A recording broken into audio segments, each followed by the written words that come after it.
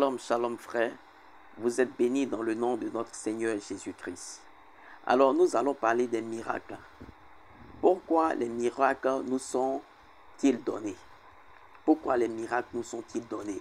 Quelle est l'origine en effet des miracles? Nous allons lire Marc 16 à partir du verset 17 au verset 18.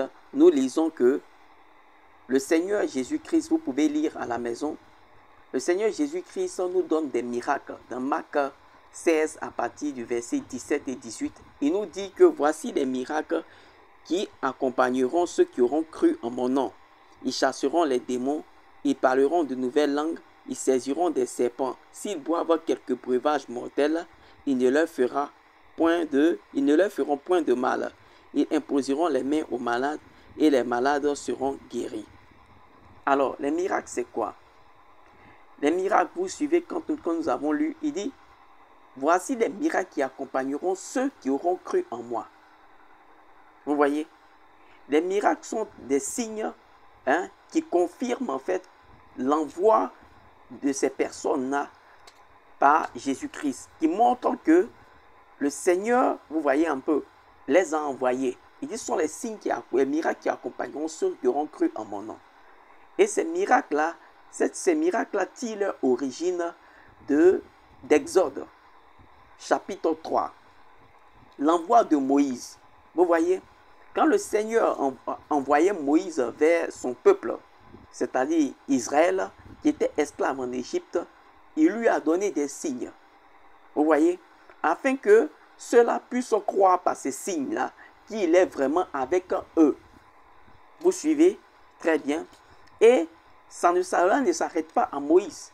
Parce que vous suivez très bien le Seigneur Jésus-Christ lui-même dans Ésaïe 35, où il est parlé de sa venue, qu'il viendra lui-même. Il est dit qu'il ouvrira les yeux des aveugles, etc., etc.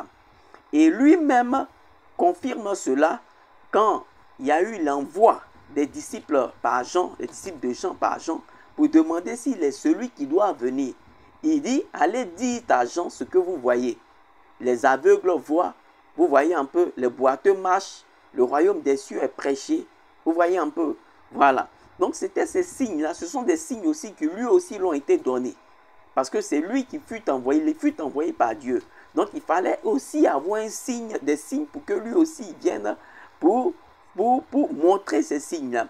C'est pourquoi quand nous lisons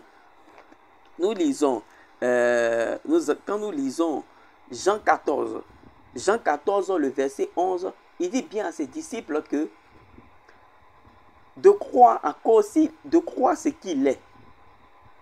Mais s'ils ne peuvent pas croire ce qu'il est, vous suivez, il dit du moins croyez au moins croyez ce que je suis. Ou croyez au moins à cause de ses œuvres. Vous suivez.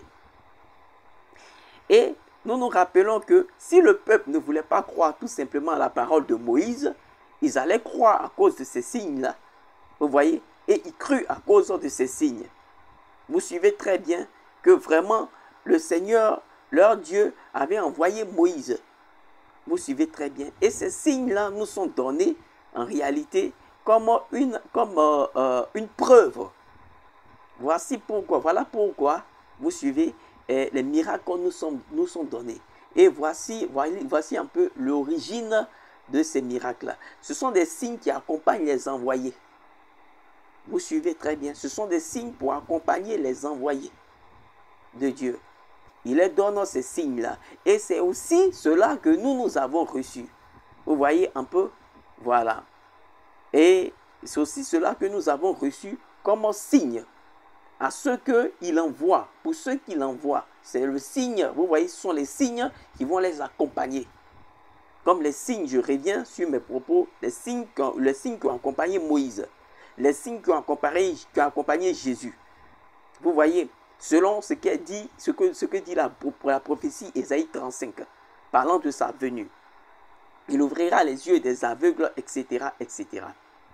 Alors, les miracles sont importants. Ce n'est pas certainement tout le monde à l'église qui fait miracle parce que c'est bien reparti par l'esprit, vous suivez, mais les miracles sont tellement importants. Les miracles sont importants comment? nous pouvons lire 1 Corinthiens 4, 1 Corinthiens chapitre 4, 1 Corinthiens 2, pardon, 1 Corinthiens 2, le verset 4 au verset, du verset 4 au verset 5. Nous allons lire du verset 4 au verset 5 de 1 Corinthiens 2. Nous allons lire rapidement 1 Corinthiens 2, du verset 4, 1 Corinthiens 2, du verset 4 au verset 5. Nous lisons. Qu'est-ce qu'il est dit là? Il est dit, 1 Corinthiens 2, verset 4 au verset 5.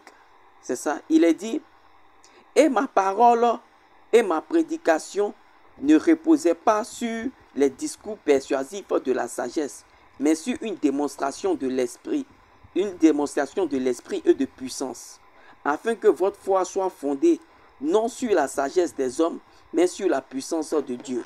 Vous voyez, c'est l'apôtre Paul qui parle ici.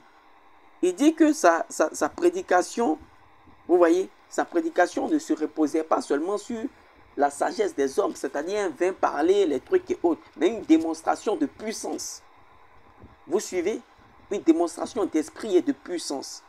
C'est pourquoi il est dit même dans 1 Corinthiens 4 au verset 20, nous lisons 1 Corinthiens 4 au verset 20, il est dit clairement que, 1 Corinthiens 4 au verset 20, il est dit, car le royaume de Dieu ne consiste pas en parole, mais en puissance. Vous voyez, donc quand le Seigneur nous envoie, nous devons être aussi accompagnés de la puissance de l'Esprit, vous voyez, pour ces œuvres-là aussi. Parce que la prédication de l'évangile ne consiste pas seulement en parole, mais il faut aussi démontrer cela, vous voyez, par la puissance. Donc voici pourquoi les miracles nous sont donnés. Vous suivez, et voici leur origine. C'est la raison des miracles qui vous sont donnés. Que Dieu vous bénisse. Shalom, frère.